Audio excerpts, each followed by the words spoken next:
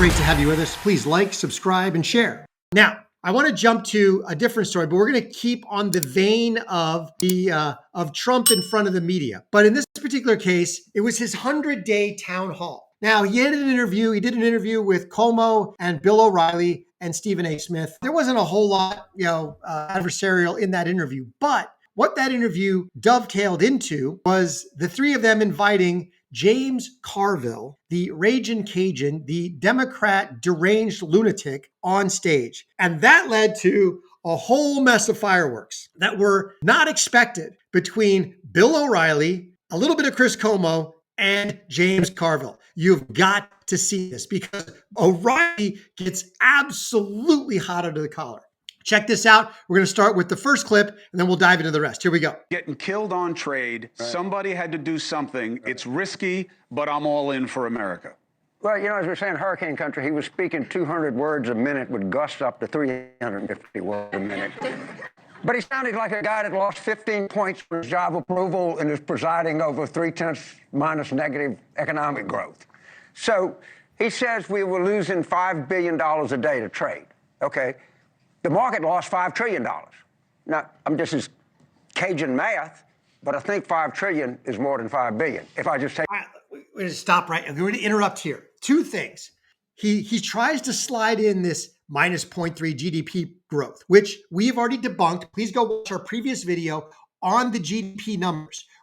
When you actually look at the numbers and you factor out the fact, you factor out the decrease in government spending, which is junk GDP. Yes, it's included in the GDP number. The only reason Biden ever had a positive GDP in his 4 years in office was he was rapidly escalating government spending. So when you factor that out, and you also factor out the big increase in imports because businesses saw the tariffs coming and they were front-loading imports in Q1, imports are a negative GDP number. If you import something, it becomes negative GDP until you sell it, then it becomes positive GDP. So if you factor out those two numbers, the real GDP growth in America was, based on who you ask and how they do their numbers, was somewhere between 3 and 5%. 3% being absolutely sustainable, healthy, awesome. 5% being, wow, that is a red hot economy. So the minus 0.3 GDP growth is an absolute non-starter. It's complete junk. It's false narrative. Then the other thing, well, we were losing $5 billion a day and the market lost $5 trillion. The market lost $5 trillion in paper value. It only was real value if you sold at the lower value. Most Americans who are holding 401k or other investments, they don't trade on a daily basis.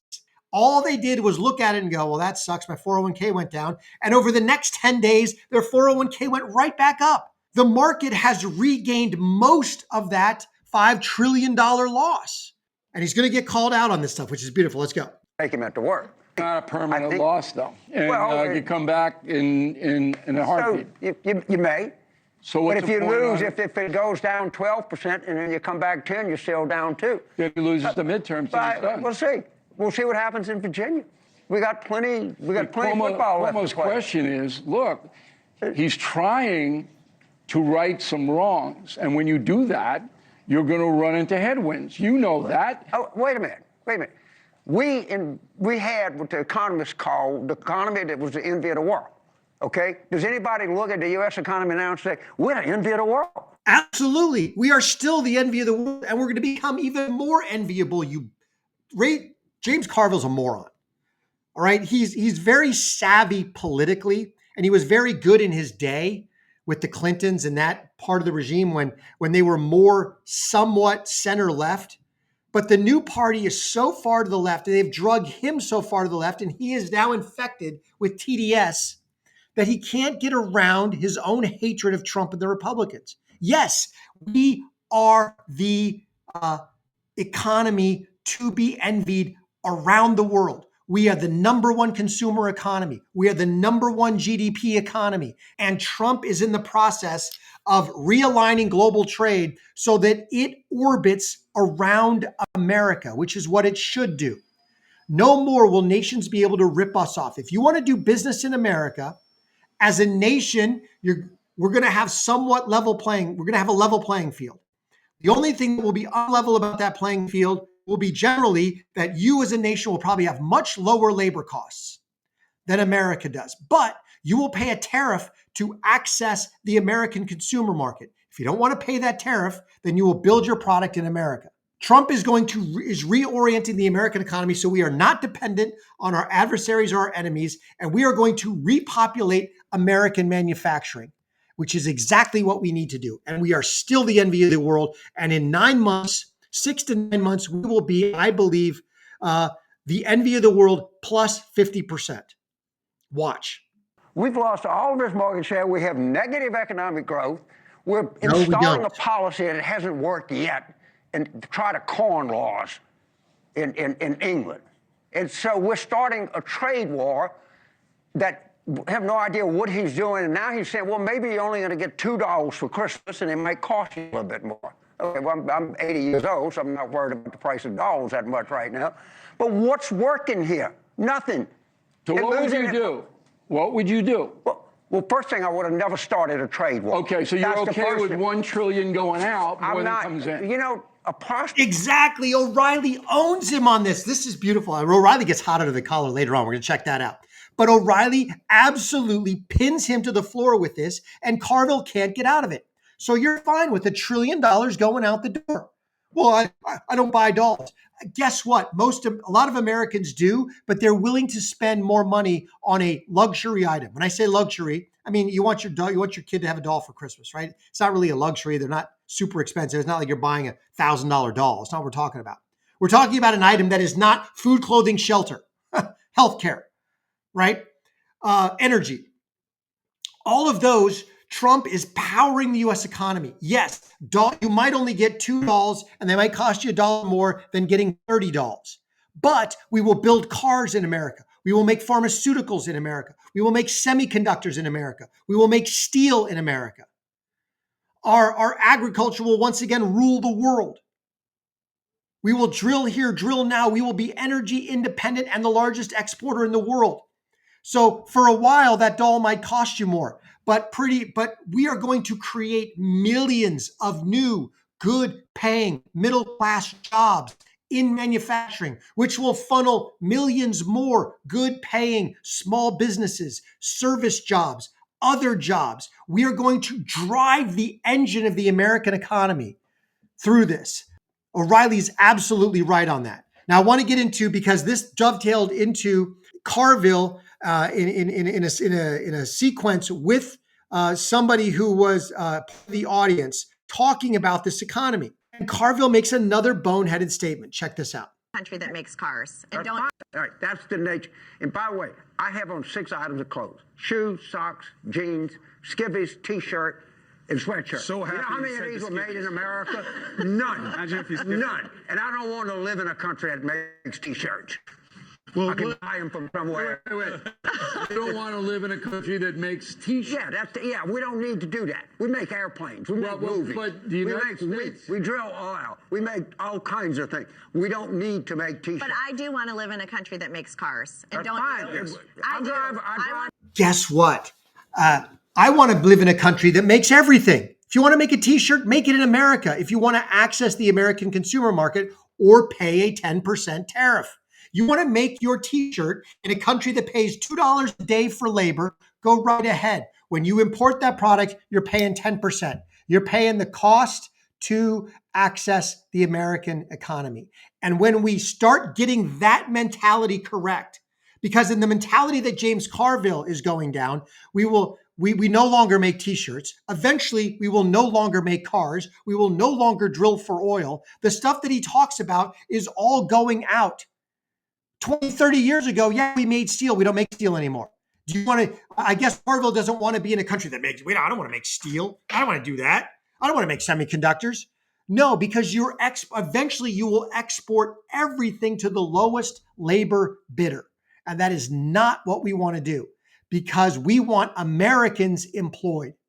We want Americans to have options. Do they want to do, do they want to go to college and get a job that requires that you think, that requires an education and that sort of thing? Do you want a manufacturing job? Do we want a pathway to the middle class for people who may not have the requisite and God-given intelligence to do some of the things that other people do? Yes, we do, because that economy where you have a robust middle class with a pathway to wealth spurs innovation and everything else. And the more we fuel that, the more everybody will get rich. I want to be in a country that makes t-shirts and steel and airplanes and cars and drills for oil, all of it. But right now, you're pretty soon going to be in a country that doesn't make airplanes anymore, if you're not careful. I want to live in a country that has manufacturing. So you think I know where the steering wheel was made? Let's get some more perspective. You think I know where the tires were made? No. Detroit City. Do I think I care? No. Let's get some more stuff. Let's get some more voices added to this. And All right. So the last clip that I want to play, they stooped so low to create a fear of the Trump administration. Everything is fear-based. Fear. Trump is, deporting people without due process. Oh, the trade war is going to destroy the economy. None of these things are true. The economy is far more healthy today than it was 5 months ago. And I don't care about the blip in the stock market because that was going to happen no matter what, whether it happened now or 2 months from now or 6 months from now. The market always corrects. And the market's been on an upward trajectory based on inflation, which is not a real increase in market productivity and wealth. It's just the fact that everything costs more. So all of a sudden, your stock value valued against a decreasing dollar is suddenly worth more. Well, all of that's going to correct eventually. The economy is far more healthy now. We've got lower inflation, lower CPI. We've got real economic growth. When you factor out the junk GDP numbers, the fact that we cut massively government spending and there was a huge amount of imports in Q1, you're looking at 4 to 5% growth. That is huge. We start chunking that quarter after quarter, you're going to see rapidly rising wages. You're going to see, even if prices don't fall off a cliff, which they won't, you'll have much higher net income rises, so people won't care as much. But the price of that stuff, the eggs, the energy, the oil, all of that is going to come steadily down back to what we call an equilibrium level. This is all going to be fantastic. Now, I want to play this clip because Bill O'Reilly gets into it with Carville, and Carville absolutely deserves it, and O'Reilly owns him. This is just amazing stuff. I would not extend these billionaire tax cuts, and I would not pay for them by clobbering the middle class and the lower middle class by cutting Medicaid expenses, of which he said he wasn't going to cut Medicaid. Go watch the budget that's been submitted. It's already got 600. He said he was going to end the war. There's nothing about cutting Medicaid in the budget. Did this he is say just propaganda, Did Jim. he say I'm not? Did he say or not say I'm going to end the Ukraine war? It's a bunch of bull, and you know it.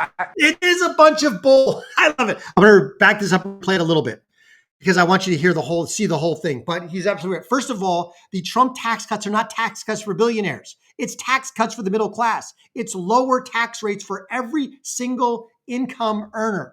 From 0 to 50, from 50 to 100. I forget the tax brackets off the top of my head. But every single tax bracket gets a tax cut. It cuts the corporate tax down to 15%. It makes us competitive on the world stage. That supply side, along with the tariffs, is going to drive manufacturing back to America so that we start seeing job reports with 400,000 new jobs a quarter. It's going to be amazing. I believe in what Trump is doing. And O'Reilly is right to call Carville out because Carville is lying through his teeth. Medicaid in the budget. Oh, yeah.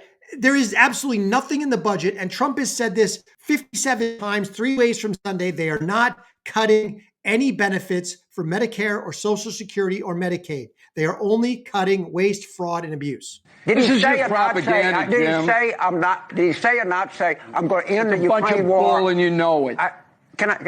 No, you can't. You can't say it's in the budget. There's a Medicaid cut when there isn't. Excuse me for speaking while you were interrupting me. I am. This is ridiculous. And he does it every night. Can I make a point? Yes, go ahead. He was going to end the Ukraine war on day one. Oh, come on. It's absurd. What did Biden do for 4 years in there? Nothing. Just drive me nuts. He said he was going. Now, you got to realize that O'Reilly is not a Trump sycophant. O'Reilly is not a Trump fan. O'Reilly to his credit, tries to be a journalist. And there are many times he criticizes President Trump, but he has never been a Trump cheerleader. He's not like me. I mean, and a lot of us I'm far more a Trump cheerleader than I am not. But O'Reilly is not a Trump cheerleader. And the fact that he is getting into a heated debate with Carville over the nonsense lies that Carville is telling, and that he is so mad, actually, this made me laugh the whole time. You can't tell by your demeanor. Please fact check me. Somebody look it up on your cell phone. Did Trump say I'm going to end the Ukraine war on day one? And that's neither here nor there, because you can't do it unilaterally. But he is working to end it. And he has certainly ended our multi-$100 billion boondoggle in Ukraine. We're not giving them any more money. And that this war will come to an end. I believe we're going to give it another couple months. We're going to see some things shake out, and we'll probably see it come to an end. Now, maybe not. They may entrench themselves, at which point Trump and Rubio are going to walk away and fight it out, have fun. But we're done. We're out. But we've got the Ukraine minerals deal, which is step one. We now have a vested interest in getting this thing over, and we now have some security guarantees that the Russians cannot ignore. And I was going to wear an LSU T-shirt, but I'm not now. You don't have to. Can I ask a quick question? We'll get over it. You got to fight to get into this. I'm not going to fight. You got to get in. Exactly. There would be no cuts to Social Security, Medicare. O'Reilly calls him out, calls him a clown, says this is absolutely a lie. Show me in the budget where there's cuts. And he can't, because there are no cuts in the budget. There are cuts to people who should not be getting. Yes, illegal aliens getting Medicaid and Medicare, done. You're gone. Illegal aliens collecting anything from Social Security, you're done. You're out. Waste, fraud, and abuse, Social Security going to people over 120 years old, done. Social Security going to people under 12, done. All of those sorts of things are going to be ferreted out. But that's not cuts to benefit. I love this clip. I love the fact that O'Reilly got hot under the collar at this TDS moron Carville.